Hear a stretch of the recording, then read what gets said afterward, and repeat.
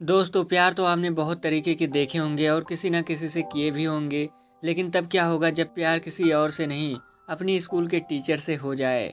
यहाँ अगर प्यार एक तरफा होता तो माना जाता, लेकिन तब क्या होगा जब वो टीचर भी आपके प्यार में पड़ जाए। कुछ ऐसा ही होता है हमारे आज की इस कहानी में।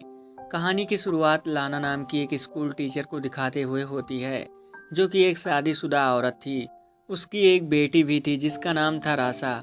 लाना जिस स्कूल में पढ़ाती थी वहाँ बेनी नाम का एक हैंडसम लेकिन शरारती हरकतें करने वाला लड़का भी पढ़ता था, जो लाना की क्लास में पढ़ाते वक्त सिर्फ उसे ही देखता रहता था, मानो जैसे वह लाना को प्यार करने लगा हो। या देखकर लाना भी उसकी तरफ आकर्षित हो जाती है।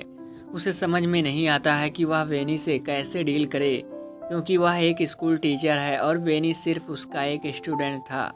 कभी कभी तो बेनी लाना के इतना करीब आ जाता था कि लाना को खुद पर कंट्रोल कर पाना बहुत मुश्किल हो जाता था। इसलिए लाना उसके अट्रैक्शन से बचने के लिए कुछ भी करने को तैयार थी।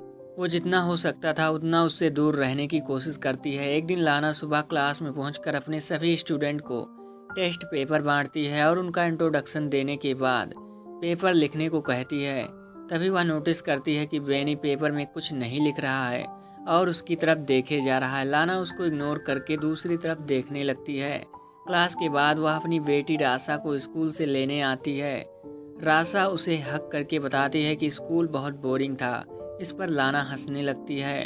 फिर वो रासा को कार में बैठाती है कि तभी उसकी नज़र पड़ती है बेनी पर, जो अपने डॉग को टहला रहा था। वह थोड़ी देर बाद बेनी को देखने के बाद कार ड्राइव करके वहाँ से चली जाती है। अगले दिन लाना की एक स्टूडेंट जर्मी क्लास में प्रेजेंटेशन देती है। तभी लाना की नज़र दो लड़कियों पर पड़ती है जो फ़ोन पर मूवी देखकर हंस रही थी।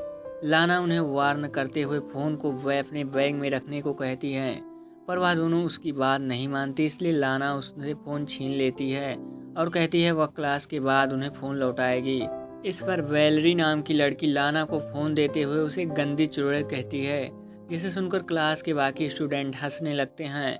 लाना उस लड़की को कहती है कि वह स्कूल अथॉरिटी से उसकी शिकायत करेगी। जब ब्रेक के टाइम लाना चाय पी रही थी, तभी अचानक उसकी नज़र वेनी पर पड़ती है, जो वेलेरी को परेशान कर रहा था। वेलेरी का बैग के सारा सामान निकाल कर फेंक देता है। इतना ही नहीं, वह उसकी साइकिल को भी पटक कर खराब कर देता है। इस घटना के बाद लाना स्टाफ रूम में बैठी एक दूसरी टीचर के साथ बेनी के बारे में बात करती है। वो उससे बताती है कि वह बेनी के बारे में क्या सोचती है और बेनी कैसा लड़का है। वह उस टीचर से उसकी राय लेना चाहती थी, पर वो टीचर कंफ्यूज हो जाती है और उसे समझ नहीं आता कि क्या राय दें। तब लाना उससे कहती है कि उसे परेशान होने की ज़रूरत नहीं है। अगले दिन क्लास के बाद लाना बेनी से कहती है कि वह उससे कुछ बात करना चाहती है। वह उसे खाली क्लासरूम में ले जाती है और बैठने को कहती है। फिर उसका हाल चाल जानने के बाद वह उससे पूछती है कि उसे स्कूल में अच्छा लग रहा है या नहीं, पर बेनी उसकी किसी भी बात का जवाब नहीं देता और उल्टा लाना से पूछता है कि वह उससे क्या चाहती है। लाना उससे कहती है कि उसे उसकी फिक्र है और यह कहती है कि उसे अपनी क्लास की लड़की के साथ बुरा बर्ताव नहीं करना चाहिए था। फिर उसे समझाते हुए वह उसके घुटने पर हाथ रखकर कहती है कि उसे कोई हेल्प चाहिए तो बताएं, पर बेनी उसके हाथ की तरफ देखकर मुस्कुराने लगता है। इसे देखकर लाना तुरंत अपना हाथ हटा लेती है। बेनी कहता है कि मुझे नहीं लगता कि तुम सचमुच मेरी हेल्प करना चाहती हो। लाना कहती है कि मुझे तुम्हारी फ्यूचर की फिक्र है, क्योंकि पिछले टेस्ट में तुम फेल हो गए थे। लाना की बात सुनकर बेनी हंसने लगता है और कहने लगता है कि फालतू की बात करने की वजह वो सच बताएं कि वो उससे क्या चाहती हैं। यहाँ लाना को कोई जवाब नहीं सुझाता तो वह मीटिंग का बहाना करके वहाँ से चली जाती है। लेकिन जाने से पहले वह बेनी से कहती है कि जो कुछ भी मैं कह रही हूँ वो उस पर गौर करे। अगली सुबह रनिंग करने के बाद लाना आराम करने के लिए झील के पास रुकती है। तभी सीन शिफ्ट होता है और क्लास के बाद लाना दिखती है कि बेनी का बैग जमीन पर पड़ा हुआ है। वह इधर उधर देखती है, कोई उसे देख तो नहीं रहा है। फिर वह बेनी के बैग से उसका स्वेटर निकाल कर सूंघने लगती है और वापस बैग में रख देती है। फिर दरवाज़ा खुलने की आवाज़ सुनकर वह वॉशरूम में चली जाती है और वहाँ झुककर नल से पानी पीने लगती है। इसके बाद जैसे ही वह उठती है, अपने सामने बेनी को देखकर नर्वस हो जाती है। बेनी लाना को पकड़ लेता है, लेकिन लाना उसका हाथ हटा देती है। मुस्कुराते हुए बेनी दोबारा वहीं हाथ रख देता है और आगे बढ़कर उसकी गर्दन पर किस करता है। लाना उसकी बाहों में खो जाती है और तुरंत ही होश में आकर उसे रोक देती है और कहती है कि उन दोनों के बीच दोबारा यह सब नहीं होना चाहिए, और उसे धमकी देती है कि वह इसके लिए उसे स्कूल से निकलवा भी सकती है। वो बेनी से कहती है कि वह आग से खेल रहा है। अब जैसे ही लाना यहाँ से जाने के लिए मुड़ती है, बेनी चिल्लाकर कहता है कि वह यह सब करना चाहती है, पर लाना कहती है कि वह अपने किसी भी स्टूडेंट से प्यार नहीं कर सकती। दूसरे दिन स्कूल के हॉल में बेनी लाना से कहता है कि वह क्लास के बाद उससे मिलना चाहता है, पर लाना उससे मिलने से इनकार कर देती है। बात करते हुए वह लोगों की तरफ चले जाते हैं। लाना कहती है उन दोनों के बीच जो कुछ भी हुआ था इसके लिए वह शर्मिंदा है। वह बेनी से कहती है वह उसका ख्याल अपने दिल से निकाल दे।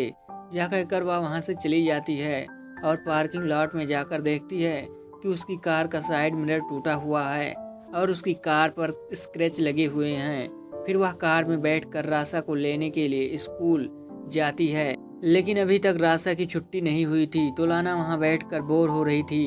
सीन शिफ्ट होता है और हमें लाना को अपने घर पर गार्डनिंग करते हुए देखते हैं। उसका हस्बैंड वार्ड उससे पूछता है कि उसकी कार में स्क्रैच कैसे लगा। वह कहती है कि वह एक लैम्प से टकरा गई थी। वार्ड उससे पूछता है कि लैम्प से इस तरह के स्क्रैच कैसे हो सकते हैं, तो वह उससे बताती है कि कभी कभी ऐसा होता है। फिर वो लाना से कहता है कि उसकी चाय ठंडी हो रही है और वहाँ से चला जाता है। अगले दिन लाना क्लास में अपने स्टूडेंट को इंटर्नशिप के लिए एक लेटर लिखने को कहती है और उससे पूछती है कि किसी को कोई सवाल करना है।